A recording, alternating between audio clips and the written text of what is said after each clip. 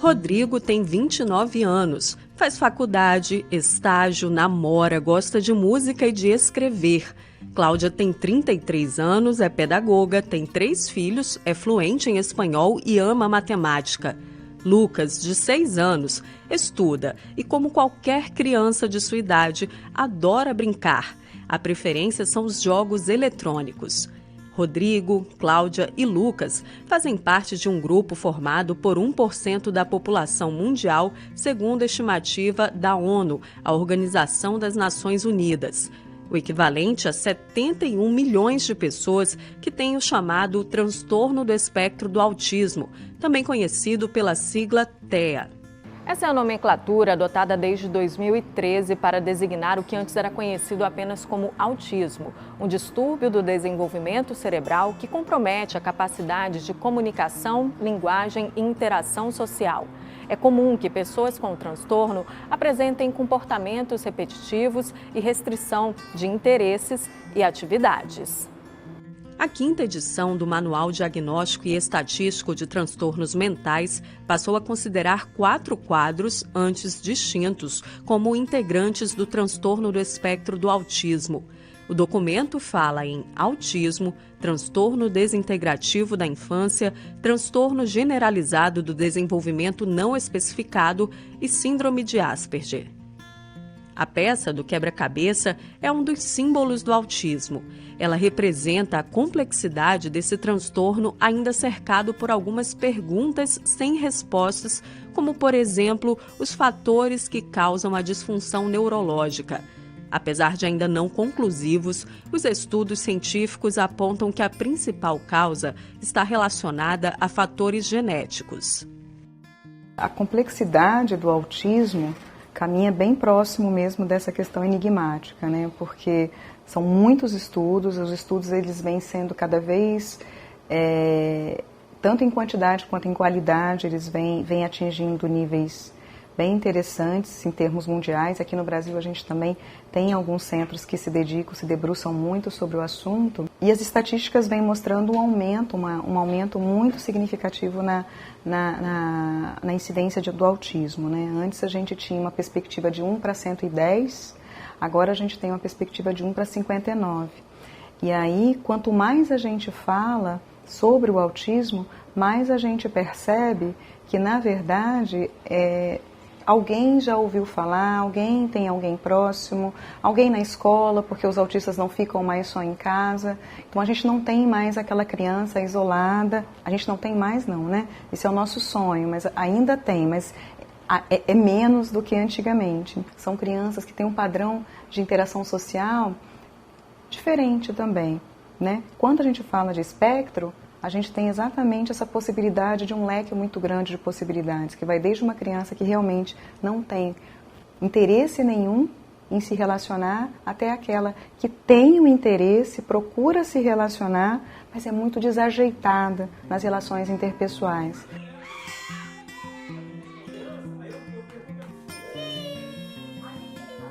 Aqui na casa do Marco Antônio e da Lilian, a gente tem uma noção melhor do que é o espectro autista. Eles têm 7 filhos, 6 deles com diagnóstico fechado. Cada um com diferentes habilidades e limitações, variando do grau mais leve ao mais severo de autismo. E todos eles, à exceção do mais velho, Lázaro, são não verbais.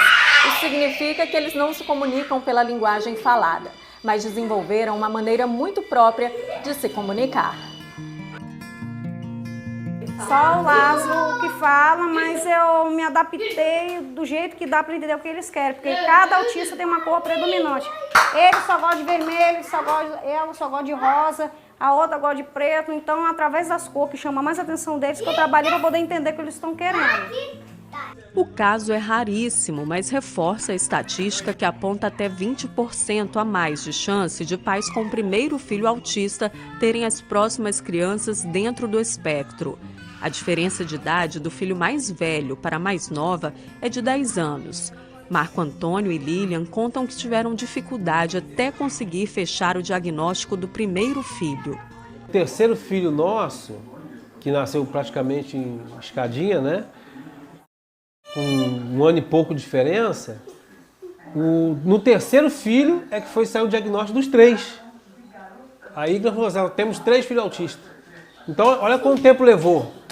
Levou quase 4 anos para poder diagnosticar do primeiro ao terceiro que realmente é autista. O diagnóstico precoce ainda é um dos grandes desafios. E por que é um desafio? Porque se eu colocar 20, talvez 50 crianças com transtorno do espectro autista aqui, eu vou ter 20, talvez 50 crianças com características diferentes. E isso confunde. O TEA, se eu fosse simplificar muito, o problema é esse, né? Quando a gente simplifica muito, a chance de errar é enorme, mas não tem jeito, eu vou ter que simplificar. Você vai perceber melhor uma alteração no comportamento social, na sociabilidade. Isso pode ser em vários níveis. Eu posso ter criança que se eu for tentar passar a mão no cabelo, ela pode se irritar profundamente e ter TEA, como eu posso ter crianças que eu abro a porta do consultório, vem aqui, me dão um abraço e me dão um beijo, e são super carinhosas, e também está dentro do transtorno. Então, e crianças que demoraram muito a falar e que depois ainda falam com alguma dificuldade, tem que fazer fono, e crianças que falam fluentemente, tranquilamente. Mas o alicerce, se fosse gravar alguma coisa assim, para se pensar, seria uma criança com algum grau de dificuldade de socializar e com um atraso na linguagem. Toda criança com atraso da linguagem vai ter TEA? Claro que não. Toda criança com dificuldade de socializar vai ter TEA? Claro que não. Mas é um sinal de alerta. Vamos investigar. Quanto mais cedo o diagnóstico, maiores as chances de sucesso no tratamento. Por isso, conhecer os sintomas que podem indicar o autismo é importante não só para quem é da área da saúde. No caso do Lucas, o alerta partiu da escola. O Lucas tinha 2 anos, meu filho, e a escola chamou a gente para ter uma conversa que ele tinha alguns comportamentos na escola que pudessem levar eles a crer que ele poderia ter o diagnóstico de autismo. São alguns comportamentos bem típicos de crianças que têm o transtorno do espectro, do autismo. E a gente acabou levando ele depois num neurologista. A gente teve já com 2 anos e pouquinho, já o primeiro diagnóstico dele, que ele realmente tinha o TEA. Já no caso do Rodrigo, além de tardio, o diagnóstico inicial não estava correto e pode ter piorado o quadro. Ele era diferente, era um bebê diferente, foi uma criança diferente. E, infelizmente, ele foi diagnosticado como déficit de atenção e hiperatividade. Deram Ritalina, isso foi muito ruim para a vida dele. Somente aos 9 anos de idade, após uma peregrinação por vários médicos, é que veio o laudo de autismo. A infância foi cercada pelo isolamento e pelo bullying. Associado a isso, a falta de elementos didáticos voltados à pessoa com autismo levaram o Rodrigo a trocar de escola mais de 10 vezes. Até depois do diagnóstico foi complicado. Eu só fui ter amigo em escola com 12 anos. O resto dos meus relacionamentos eram sempre pessoas relacionadas à minha família. Não tinha... Meus amigos se resumiam ao filho da minha madrasta, da minha madrinha, filho da minha madrinha, e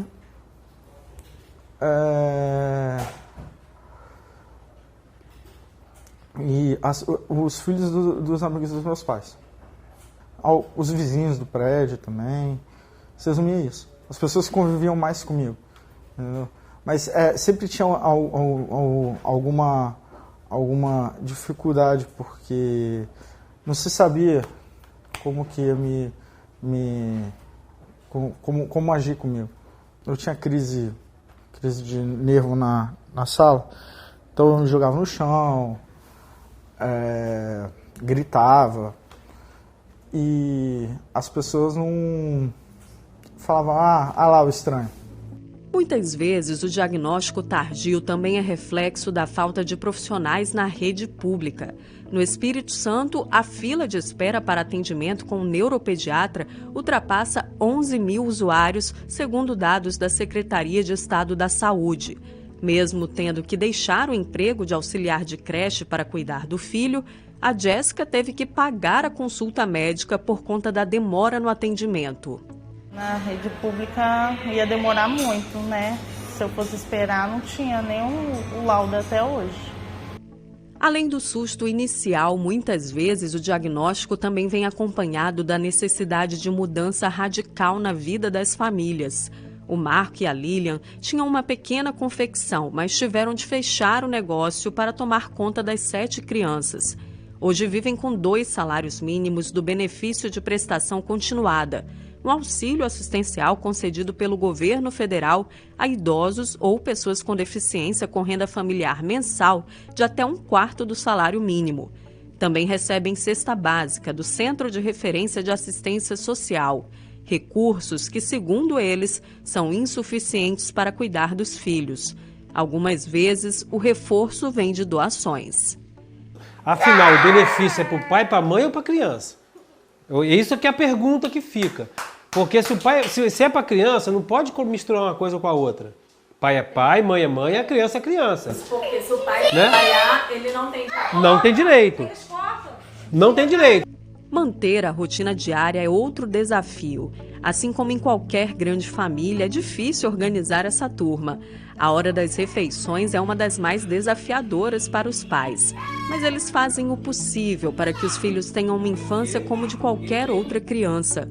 Os que estão em idade escolar estudam em turmas regulares.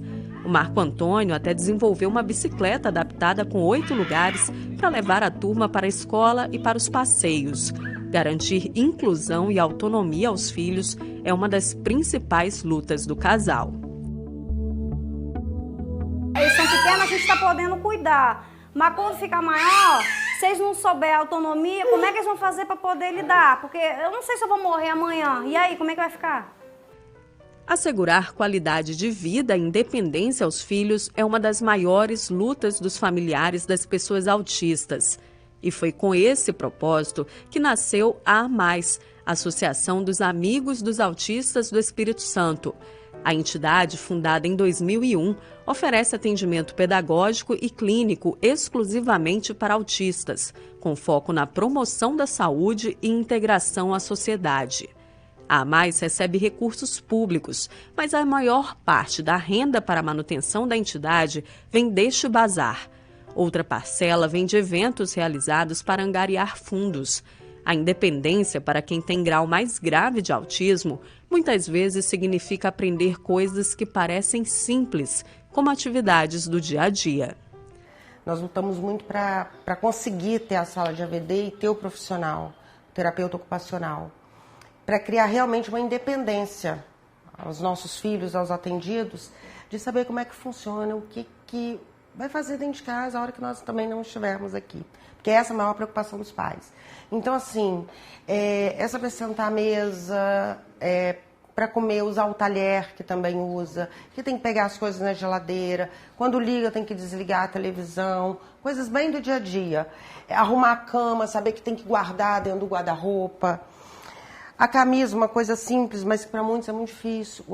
Fazer abotoar esses botões todos, trocar a roupa, saber que tirou a roupa, tem que guardar também. Cadarço no tênis também, que é uma coordenação, exige uma coordenação motora mais fina. Ensina isso. Era um sonho isso aqui pra gente, falo que é uma das salas que eu mais gosto daqui, justamente que vai criando essa independência. E aos poucos, com muita dedicação e perseverança dos profissionais e da família, vão aparecendo as pequenas conquistas que valem como grandes vitórias. A vitória vai chegar, né? Vai chegando aos pouquinhos, né? A gente vai vendo a vitória cada vez que ele aprende a falar uma palavra, um exercício que ele faz com o professor, o terapeuta te passando, né? Tudo de bom que está acontecendo, né? A diversidade do espectro do autismo reflete no tratamento, que deve ser individualizado e levar em conta os desafios e as potencialidades de cada paciente.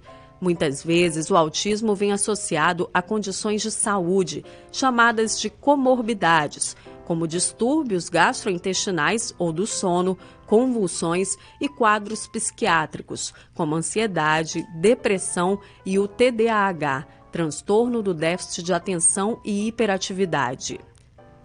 As intervenções quase sempre envolvem uma equipe formada por profissionais de várias áreas, entre médicos, psicólogos, pedagogos, fisioterapeutas, terapeutas ocupacionais e fonoaudiólogos. Das várias abordagens, uma das mais conhecidas é a ABA, sigla em inglês para Applied Behavior Analysis, uma ciência do comportamento humano. A Juliana é dentista e atuava na área até ter o diagnóstico de autismo do filho, o João. Foi aí que ela sentiu necessidade de estudar o assunto. A Juliana se especializou nos Estados Unidos e fundou um centro de tratamento para crianças com autismo baseado na análise do comportamento. Nós avaliamos a criança e colocamos ela dentro de um grau de normalidade de crianças neurotípicas e a gente consegue fazer um mapeamento dessa criança, do desenvolvimento neuropsicológico dela. E através desse desenvolvimento a gente consegue tratar metas, criar objetivos para que ela evolua dentro de um desenvolvimento normal. E aí a gente vai trabalhando essa criança até que ela consiga desenvolver o máximo dela. A tecnologia também pode ser uma grande aliada nas terapias do autismo. O Ronaldo percebeu o interesse do filho por jogos eletrônicos e criou o JAD, sigla para Jogo de Associação e Desenvolvimento Educativo. O aplicativo capta informações de comportamento e ajuda a desenvolver as funções cognitivas das crianças. O que era apenas o trabalho de conclusão de curso virou uma importante e premiada ferramenta, que tem ajudado muita gente. Já um mês depois que eu apresentei o meu TCC, a gente foi indicado para um prêmio na USP chamado Campus Mobile, onde a gente foi campeão. A gente tem hoje 55 mil usuários ao redor do mundo, 40% disso só no Brasil, o resto espalhado por todo mundo.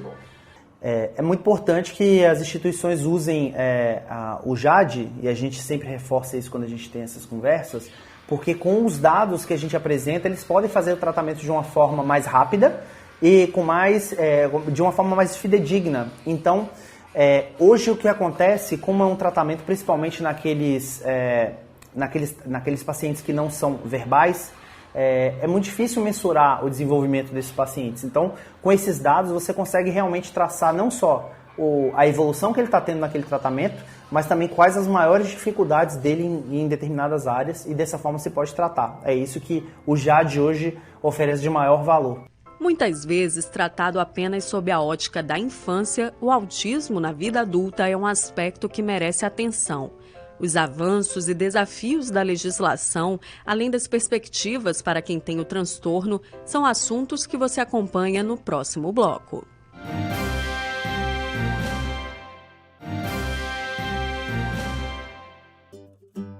Trabalho, estudos, relacionamentos afetivos são alguns aspectos que fazem parte da vida adulta e, como não poderia deixar de ser, também da vida de pessoas autistas.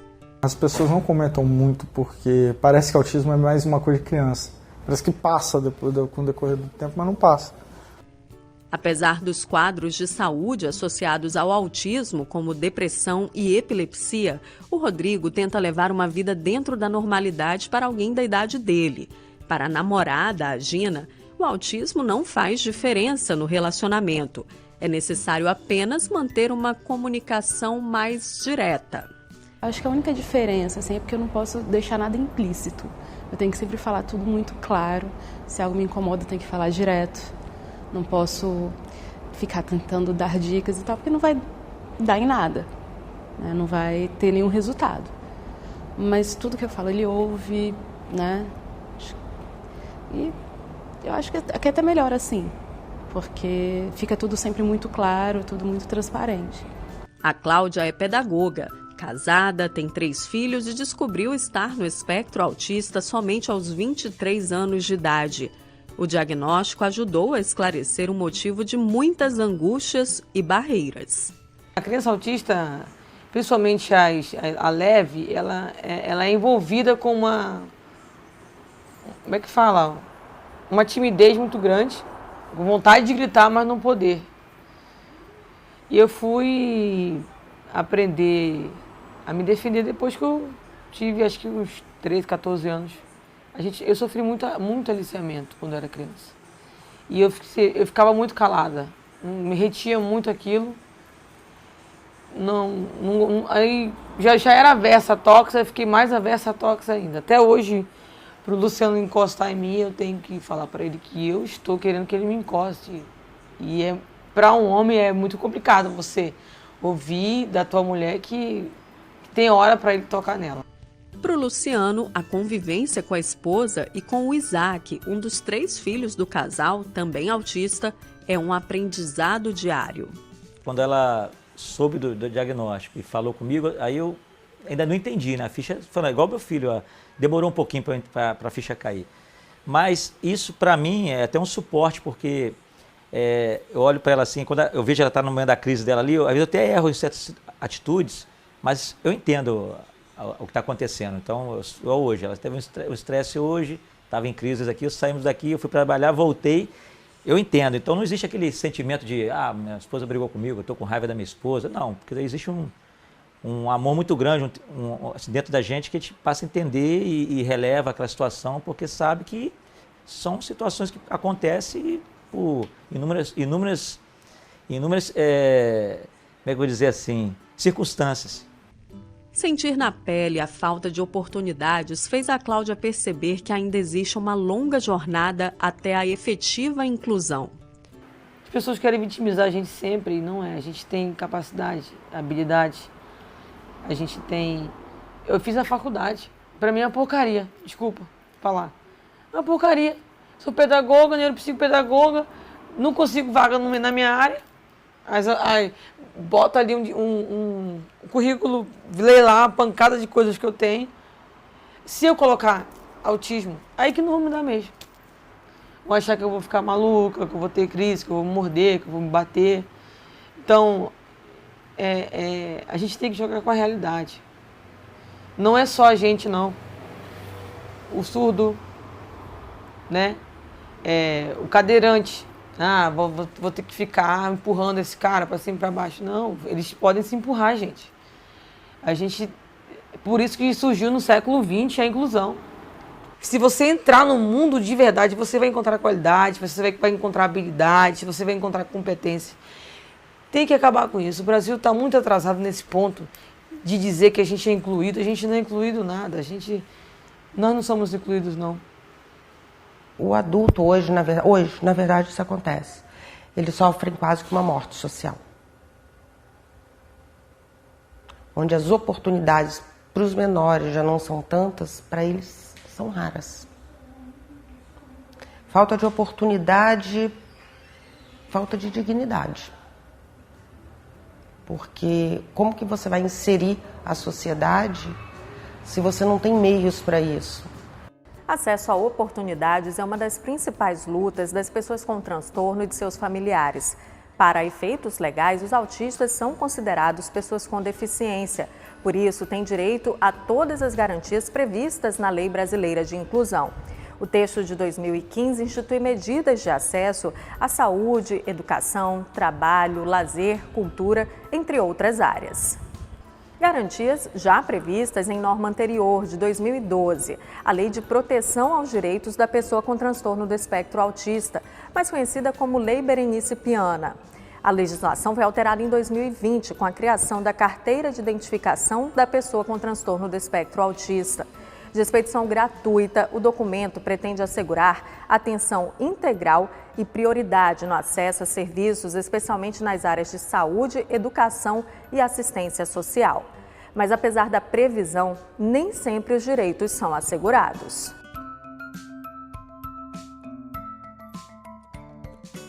Nós temos políticas públicas excelentes, só que falta o neuropediatra, falta o psiquiatra infantil, né? Falta pediatra, falta TO, falta psicólogo. Então, eu tenho a lei, eu só não tenho o cumprimento dessa lei. E quando eu tenho esse descumprimento de lei, eu tenho uma discriminação. Porque a partir do momento que eu não dou para a pessoa com deficiência, com autismo, o que ela tem direito, eu estou discriminando. Porque ela está ficando cada vez mais impossibilitada de exercer seus direitos, de ter um tratamento adequado. Então, muitas vezes, uma criança que pode render, né, muito mais na escola, que poderia aprender mais com os apoios, ela vai ficar atrasada, e às vezes a gente tem grandes mentes, né, por trás de um autismo. Às vezes a gente tem mentes brilhantes, são brilhantes, mas por falta de apoio ele está lá acuado, né? Ele está sem exercer o seu direito à aprendizagem, à educação especializada. É provável que você conheça alguém ou tenha ouvido falar sobre algum caso próximo de autismo. Nos últimos anos, a estimativa de prevalência do transtorno tem seguido uma trajetória crescente. O último relatório do Centro de Controle e Prevenção de Doenças dos Estados Unidos, de 2018, aponta aumento de 15% na incidência nacional em relação ao levantamento anterior, feito 2 anos antes, sendo agora um caso a cada grupo de 59 crianças diagnosticadas com 8 anos de idade. Antes era um caso a cada 68 crianças. Muitas pessoas perguntam, vem cá, está tendo uma epidemia de autismo? Será que é por causa da comida? Não, é porque a gente resolveu ler certos documentos, a gente resolveu estudar mais sobre isso e a gente aumentou nosso poder de diagnóstico. Então, não é que está tendo aumento do número de autistas. Eles sempre estiveram por aí, eles só não estavam sendo diagnosticados antes e agora estão. Agora a gente está conseguindo diagnosticar. Agora a gente tem ferramentas para diagnosticar. Ferramentas que eu digo são informações clínicas, não exames propriamente ditos, né? No Brasil não existem dados consolidados sobre o TEA, mas uma lei determina que os censos demográficos realizados a partir de 2019 incluam perguntas sobre o autismo. Além de construir o cenário sobre as pessoas com transtorno no país, a medida também deve ajudar na elaboração de políticas públicas. Pequenos avanços que aos poucos vêm mudando o cenário de invisibilidade e dando espaço a mais informação. O anúncio de diagnóstico de autismo em personalidades tem ajudado a lançar luz sobre o tema e desmistificar o transtorno, muitas vezes associado aos rótulos de pessoas que vivem sob total isolamento ou são incrivelmente geniais e esquisitas. Na dramaturgia, séries como The Good Doctor, Atypical e o filme Rain Man trazem protagonistas dentro do espectro autista. Em alguns casos, as personagens retratadas apresentam o chamado hiperfoco, muito comum no autismo, que significa interesse restrito a algo bastante específico, característica que já vem sendo valorizada por algumas empresas. Hoje você tem empresas que fazem o recrutamento dessas crianças, no caso adolescentes, adultos, com alto desempenho, principalmente empresas ligadas à tecnologia, porque a gente sabe que as crianças, pessoas com autismo, né? Crianças porque até chega a ser um vício, mas as pessoas com autismo elas têm uma facilidade aí no que ligadas à área de raciocínio lógico matemático, né? E aí a área de tecnologia é uma área muito afim para eles. E nada melhor do que para eles também essa questão do hiperfoco, né? Se o hiperfoco é exatamente tecnologia, eles vão saber do detalhe, do refinamento, um refinamento que é tão grande que acaba sendo fundamental para o desenvolvimento de tecnologia. Tão complexo quanto os vários aspectos que envolvem o transtorno do espectro autista é superar preconceitos, desfazer rótulos e ultrapassar barreiras que se impõem para quem tem essa condição. Se todo mundo abraçasse todo mundo, sem diferença, a gente viveria melhor. As pessoas elas precisam aprender a ter um pouco mais de empatia, que é o que falta no mundo. É um turbilhão de coisas que influenciam ali no trato social dele com as outras pessoas e tudo mais, e é aí que os pais têm que sempre estar presente e apoiar os filhos nessas horas, porque em alguns momentos pode se tornar muito difícil. Como os planetas do sistema solar, são essas mentes, à espera de compreensão em suas singularidades.